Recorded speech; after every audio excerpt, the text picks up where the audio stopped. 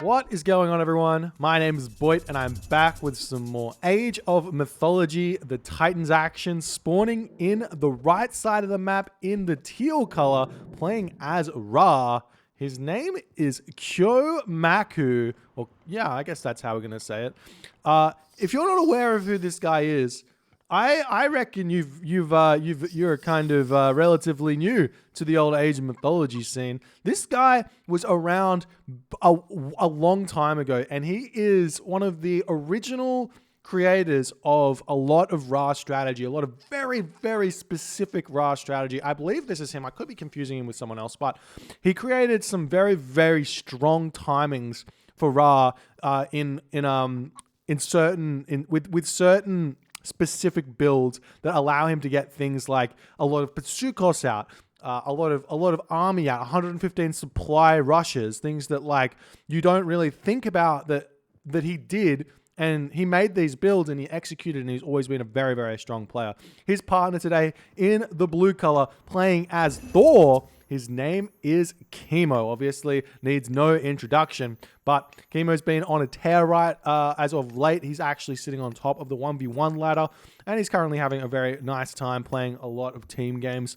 And we're just going to be checking some of these out. In the red color, we do have the Poseidon player, Atrew. I can't say his name. Atrew, maybe. Not sure. Anyways, here's their opponents today in the purple color, playing as Oranos. His name is Glove. I don't know this guy, but he's playing Oranos, so he's going to be having a fun time in this game. In the yellow color, also playing as Ra here, we've got Pika D Mel. And in the green color, playing as Gaia, we have Peruano. So a bit of a mishmash of players here. We've got some very well-known players and some low-level players. So we'll see how these guys are going to go. Oftentimes, when you see the high-level players going against the low-level players try and pull something out, and the high-level players kind of pull their punches a little bit. So we'll see if that's actually what's going to happen here, or if they go full sweat mode in order to get a win. But I'm interested to see what's happening over here in this game. We have the classic Gaia Forest on the gold mine here. By Peruano, the ultimate lame, and you can, and like I said, like you'll see these lower level players, they'll do anything to try and get an advantage over their strong counterparts. A bit of a strange situation going on over here for Kyomaku, I can't say it. Kyomaku. It's not Japanese. I've actually talked to him about it. It does mean something in Japanese, but it's not. And he just kind of thought it sounded cool. And Kyomaku is actually German and he just thought it sounded cool, so that's why he picked the name. It's pretty funny.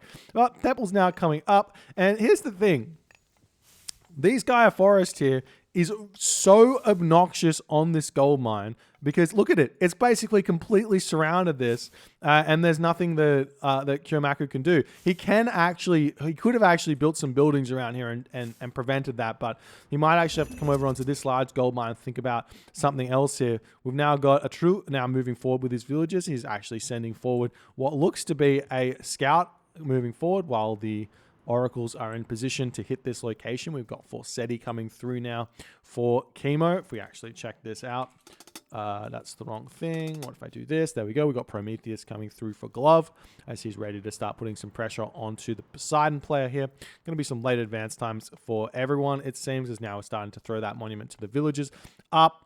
And we'll see how this is all going to go. But we got Bast on the way now for Kyomaku.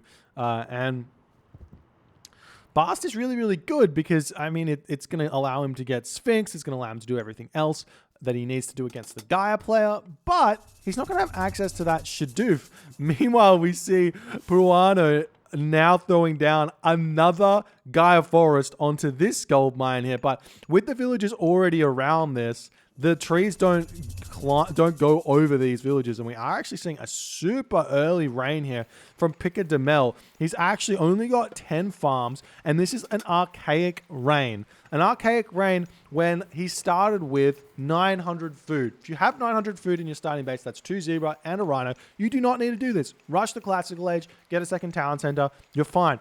or rush the second age and then go for the farms, you're fine. All of these things are fine. We do have the Monument to Soldiers now coming up for Pico de Mel, and he's actually going through Bast as well. A very late Bast, double Monument coming up, but this is going to be really relying on Kyomaku to be going for farms here, and I don't think that he's going to be wanting to do that at all here, as this Gaia Forest is now coming around this gold mine, and these villages are going to be completely fine on this, but very, very annoying nonetheless. Oh, that's a pretty brutal tree here. You can actually...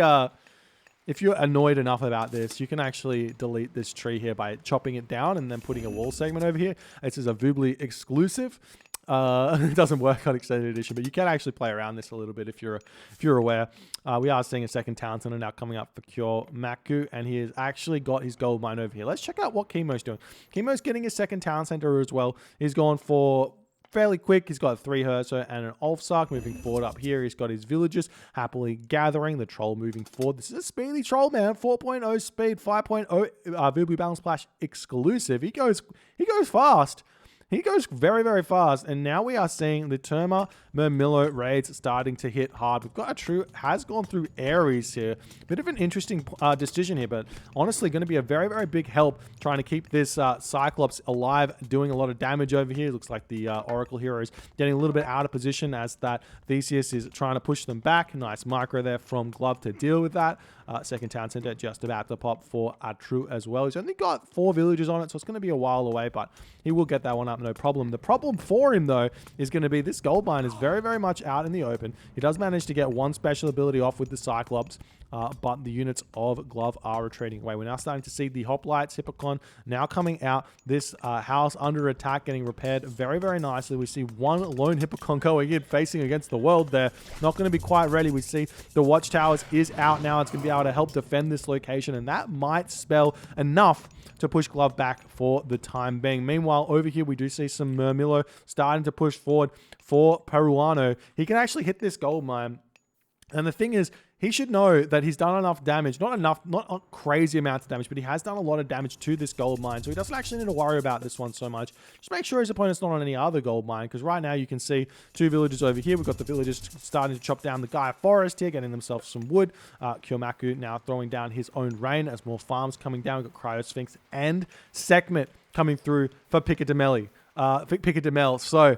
what is this going to be? He doesn't really have much he can do with these Scarabs. Maybe he can make a big push in onto the Poseidon player and help his Uranos player to push through the Poseidon player with some Scarabs. It will be actually very, very nice. So we'll see if that's what he's going to try and do. We do see a Migdol stronghold down in the middle of the map right now. No real problems there because Kimo's playing this very, very slowly with his Thor, spamming out those dwarves. He's got some farms down as well in order to get some extra food, but out of food right now, most of these players are, as we're now seeing some big raids from Glove coming in. Will take down a couple of villages here, or at least he should take down a couple of villages here, but it's looking like his Uranos units are a little bit drunk here. So we're getting just a little bit of lag here from Mr. Pico de Mel. He's going to have to sort that one out. But 2 villagers should go down here just about. Boom, boom. One more javelin. No, he does not quite get it. And now these units need to get out of here. So seeing Haruko's Sphinx coming through as well for Pico de Mel. I'm very confused about this. He's going for max upgraded Sphinx and Sekhmet. So he's not getting Scarabs, but he's going for Sekhmet. He's getting Scarabs, actually. I don't understand. He's getting Haruko Sphinx plus Scarabs. Well, I guess we'll see where he's going to be going here. We do see the Uranos units turning around, trying to get a couple of hits onto these units before maybe retreating away. He does have a big advantage in this fight with all those Murmillo. Those Terma doing a lot of damage. You do kind of want to... sneezes. You do kind of want to focus your Terma onto units not named Hippocon if you can. Onto those Hoplites is probably the best if you're going to be focus firing at all. And we do see that now Glove has to retreat away. But our yellow player has got his eyes set on the Poseidon here. And I think this is the right play. Kind of ignore the Thor who is going now through Skadi and just go straight after the Poseidon player. With Glove, 1 town center, Picadamel, 1 town center. They should very much be aware of what's coming their way. They saw Sekhmet, so they know Sekhmet's incoming. We've got Thea coming through now for Peruanu, and the problem really is Kyomaku, he's completely fine here, so he's gonna become very, very big in this game. And there's the Eclipse, there's the Scarabs pushing forward. We're gonna see the gate get torn to pieces. We got so many Sphinx here. Look at these 7.42 speed Sphinx. They are speedy.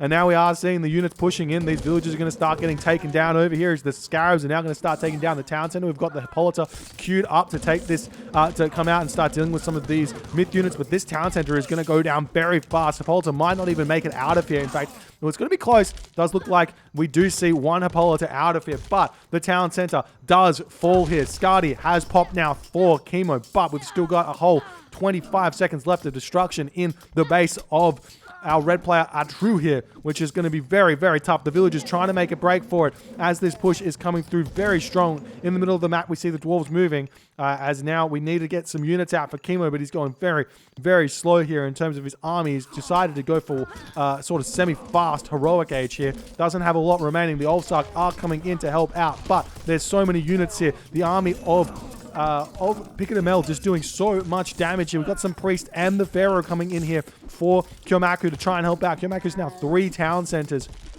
trying to get his boom really started here, but now the temple is getting taken down as well. That's actually going to be a big help actually for Atru right now to get out some of those militia, but they're actually targeting down the Scarab instead of the Termas. Now we've got the Frost Giant coming in for Kimo. That's going to put a big stop to the push here from our heroes, Picadamel and Peruanu, and now we do see a Frost onto this location, going to prevent these units from pushing forward and attacking more of Atru, but Atru is absolutely destroyed here.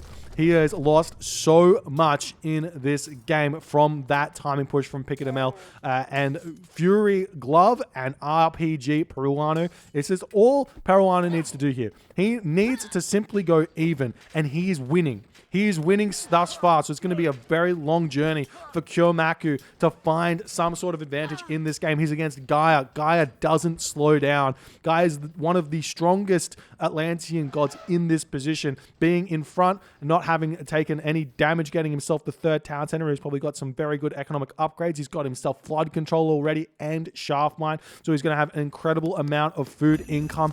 This is going to be a tough one for Kimo and Kyomaku to pull back because Atru is very much in pain here. 1 town center is moved back onto this town center. Lots of villages have fallen here. If we check this out, we've got 13 villages. We've got 16 villages over here. We've got 21 villages, and we'll see if we can find any more elsewhere. I don't think we actually can. So it's only 21 villages now for Atru.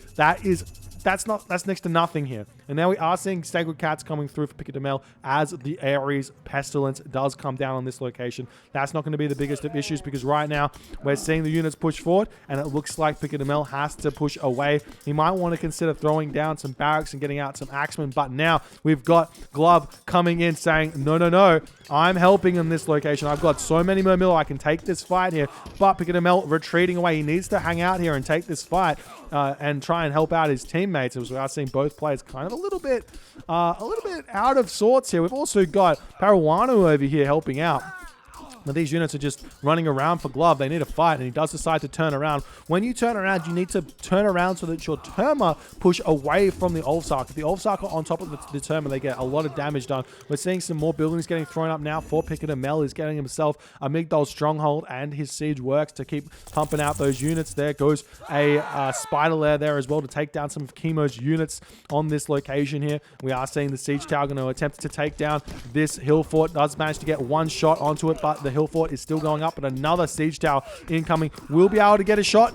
No, it doesn't quite get a shot there, but the hill fort does get taken out. There's 3 frost giants here, and we need to see some hero units getting converted here by Peruano, by Glove if he wants to take those out. But meanwhile, we're still seeing the push coming in onto Kyomaku as Peruano is still trying to push in. It looks like he's deciding to pull back here as Kyomaku has dropped out the Pitsukos in order to push this one back. It's a very low HP town center. We've got 5 of these medium destroyers pushing in here for Peruano, or Peruano, I should say. as he's going to be able to try and take this down. We've got 10% fortified town centers. That's going to help out a lot as these destroyers, there's 5 of them here doing a lot of damage. We do see some Hero Kontaris trying to push in here and take down this Batsukos. But while that happens, nice micro from Kyomaku, going to be able to grab that rock. But there is a Stimfalling Bird. Just target the Stimfalling Bird onto the rock, and the town center does end up falling here. Where did all of the turmoil of Peruano go? They're still over here, still putting pressure onto Kimo while he's still trying to push forward on this location. I feel like he could leave that,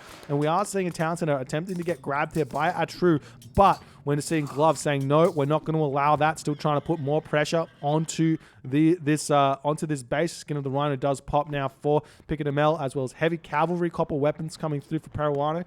And we've got the copper weapons, fortified town centers for Kyomaku just about to come through. The army flood of the Gaia is coming through, though, as it looks like Kyomaku has next to no resources in the bank.